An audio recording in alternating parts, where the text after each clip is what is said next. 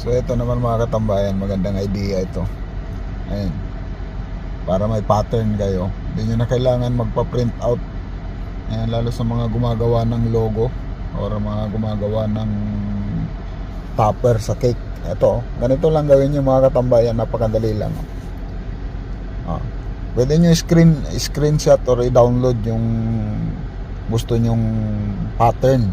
Ayan, para hindi gumagalaw. Sa akin kasi direct yan sa sa Google. Ayan. Di ba? Lalo pag wala kayong cutter mga katambayan, ganito lang gawin nyo.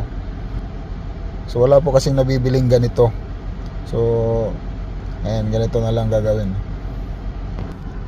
So ganyan lang mga katambayan. Lagyan nyo lang ng plastic, huwag nyo i-direct sa cellphone nyo para hindi naman madumi.